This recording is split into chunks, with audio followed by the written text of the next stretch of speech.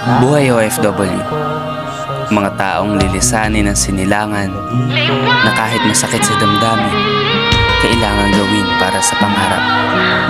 Bagamat habang papalayo ang hakbang ng mga paa, naiiwan yung presensya ng pagmamahal.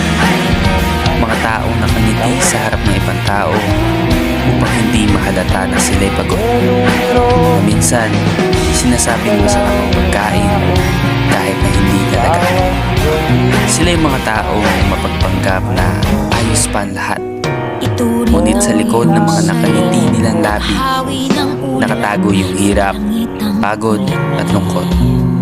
Ayaw nilang ipakita na nahihirapan sila. Sapat na yung simpleng kamusta o tawag sa kanila. Masaya na ang puso nila dahil ramdam nila na may naghihintay at nagmamahal pa rin sa kanila.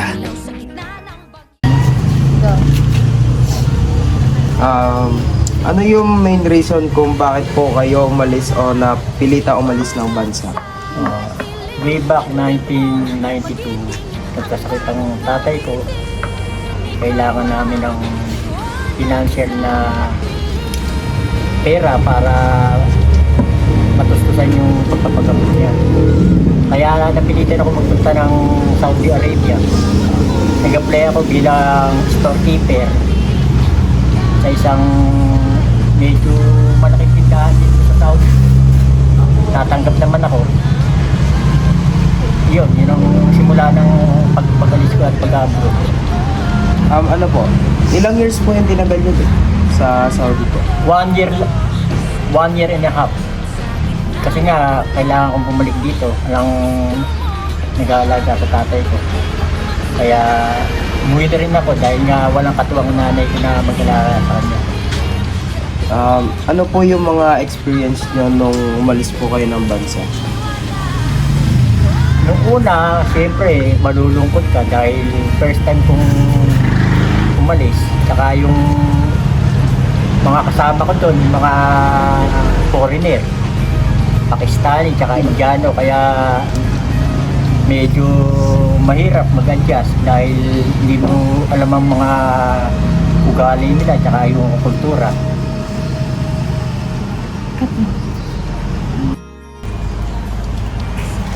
Ano po yung main reason kung bakit po umalis po yung nanay po ni Bailo? Economic reason dahil nag-aaral sila.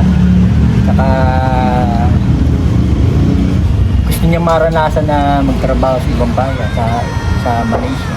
Sa Malaysia siya nakabisit, Kuala Lumpur. Ilang years na po yung tinatagal po ng pagtatrabaho po niya sa ibang bansa? Almost 8 years na siya. So, ilang taon po si Bailo po na umalis? Si Kyle, compassion, 2014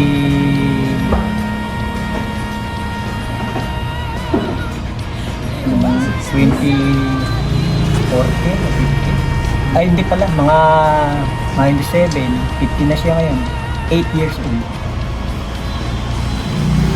Ano po yung mga experiences po nung umalis po ng bansa po yung nanay ni Bailo? Like, ano po yung naging challenge po? Since kayo po yung naiiwan po sa kanilang dalawa. Siyempre, lahat ng responsibilidad ako yung gaganap.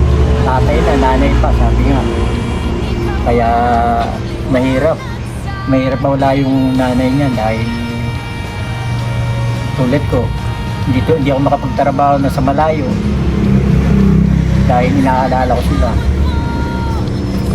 Next question po. Sa observation niyo po, ano po yung naging epekto po ng pag-alis po ng nanay po nila sa kanilang dalawa po?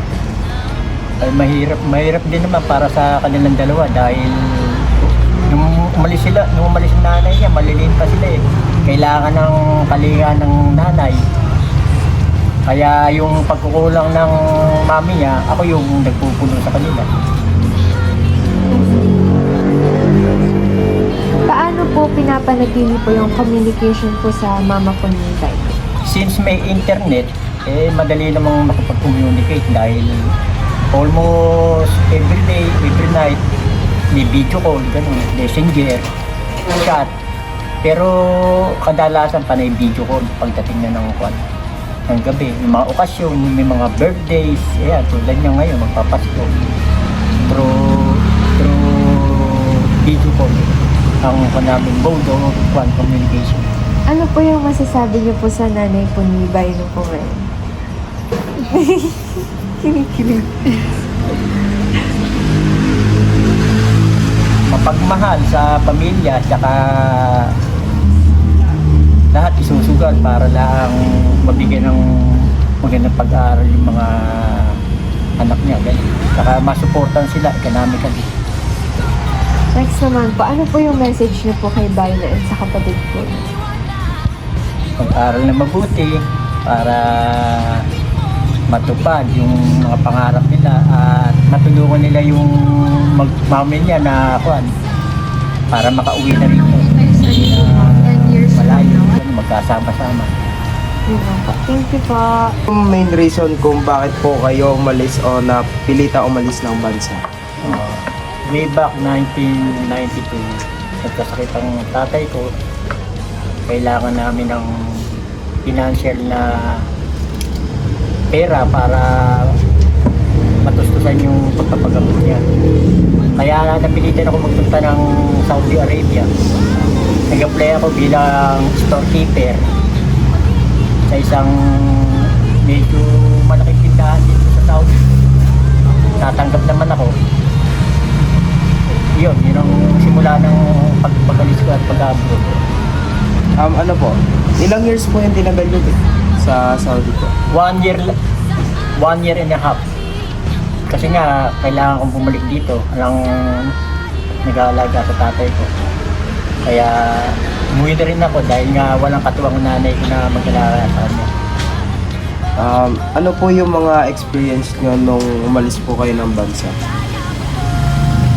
Nung una, siyempre, malulungkot ka dahil first time kong umalis. Saka yung mga kasama ko doon, mga foreigner, Pakistani, tsaka Indiano, kaya medyo mahirap mag-adjust dahil hindi mo alam ang mga ugali nila, tsaka yung kultura.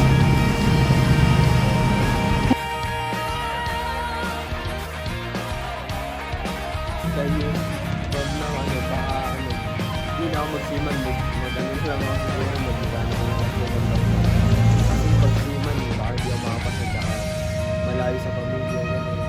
Kaya parang magbabago isip. Kaya gusto ko Ano ba yung kukunin mo strand? Sigaw mo sa hangin, tumitig at magsilbi. kasi pang nilalo ko kasi kaya Gawin mo